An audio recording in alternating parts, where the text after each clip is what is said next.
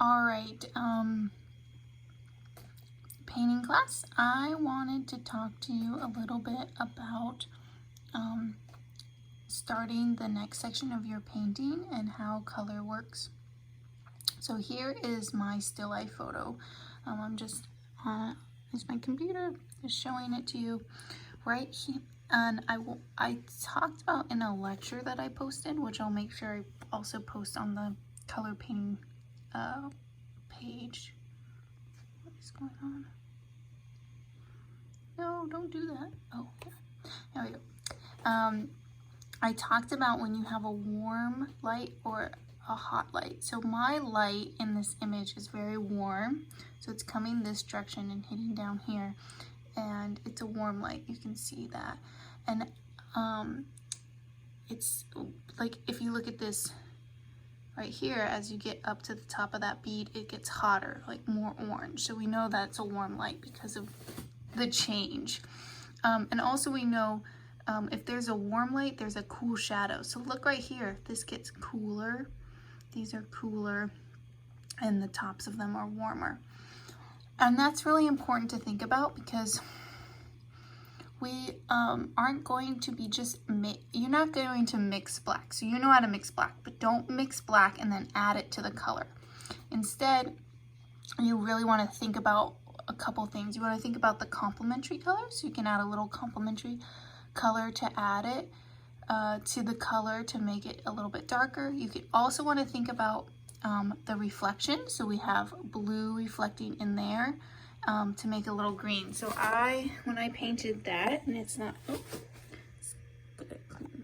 this is not done at all. It's still only the second layer, or the third layer. But this, I added green into that shadow because the blue is reflecting onto yellow, making green. So you're thinking about the reflection of what it's sitting on. You're thinking about the light, and so if the light's warm and then the shadow's cooler, and then you're thinking about the object, and then if you need to make it darker, you can add some complementary color into the shadow. So you can see here, this is blurry. There we go. This is the beginning of the painting. So I had the burnt sienna, which is still this part, and then I added that really thin layer. You can see here too, the thin layer I showed you in Zoom, over the top to get the colors right, a little bit there. And then the second step after that, and you can see that here, I did that here, just added, let's focus. There we go. So I added just a thin layer of paint over that burnt sienna. Next step is to block in, got some blue there, block in like the shadows and the lighter parts. So I'm doing that right here. And I did that here, and I'm starting to blend it a little bit. So I'm gonna video myself painting for a little bit, and then and I'll talk about the blending, and then the next videos will be time-lapse, so you don't have to watch me paint for an hour or more. All right, so let me stick this right here so you guys can see. Let me see if it works.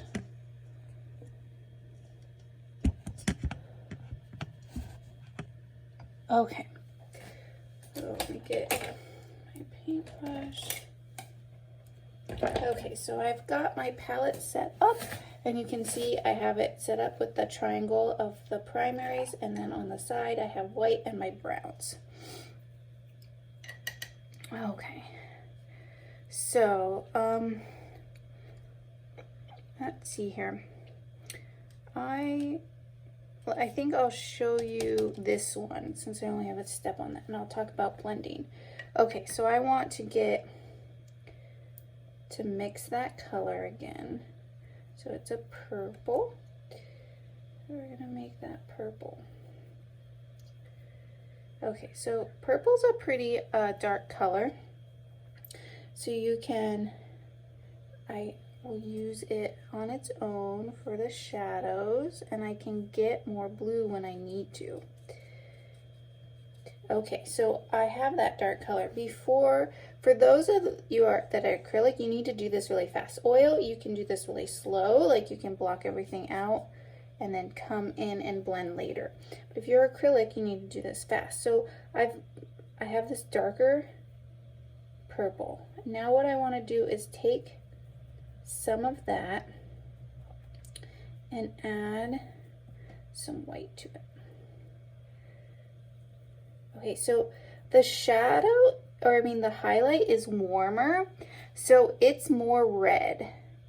So my highlight is on the warmer side, so my shadow's pretty dark. Now I'm going to add more red to the highlight area. And so it's not just I take the dark color and then add white. I think about that. Do I have a yellow light hitting the objects, or do I have a cool light? And I have more of a yellow warm light, so I'm going to do that. Okay, so now I'm adding the lighter color, and I'm gonna I want to make 3 of these. So I have the dark, light, and even lighter. So this would be like a mid-tone.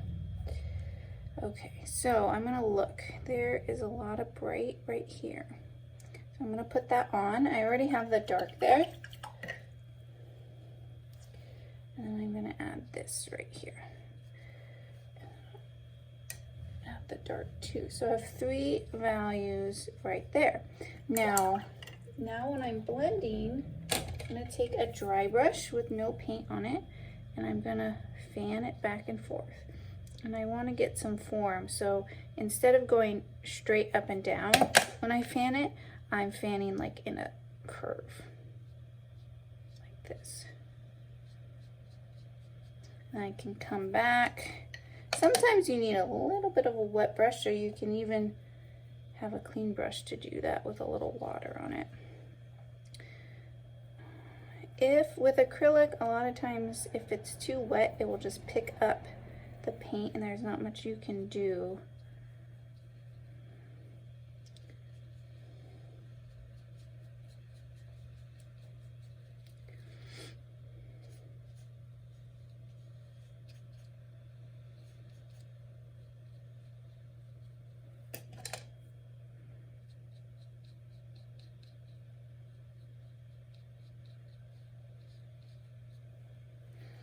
Okay, and so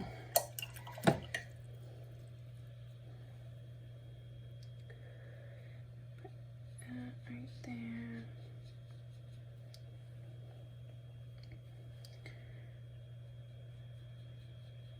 And I'm blending.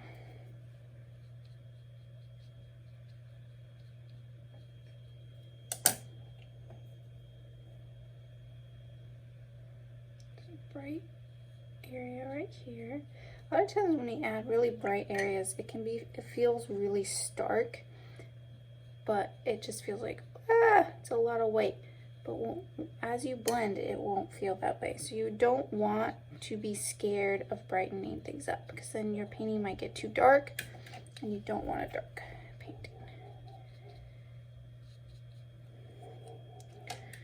You also don't want too bright of painting. You want to make sure you have a full range. Do you see how I applied and then it wasn't enough? I come back and do more. The thing with painting is it's layers and layers and layers and layers. You can't just put it on and then expect it to work. You just gotta keep at it. It's give and take. You go too far, too light, then you come back and go too dark, and then you come back and even it out. And if you don't do that, if you get it right the very first time, it actually is not good, because then your painting feels really flat. Like there's not a lot of depth to it. You want depth to your layers. You don't want to get everything perfect the first time. Okay, so let me take this out of there and show you guys up close what I'm doing. So you can see the brush strokes are curved right here. These brush strokes are curved, and they're starting to be form and fold. Now I'm actually exaggerating this. So if I look here, The folds are pretty slight, but I want to exaggerate them because I really want it to feel like there is some dimension in the fabric. And the same thing with the color. Like if you look here, it is barely a little bit green, but I'm exaggerating the green because it will become more realistic. And that's part of painting, is allowing yourself to exaggerate just a little bit, not too much. That way when you're painting, or your finished painting, looks like there's some depth and dimension to it. It's super blurry.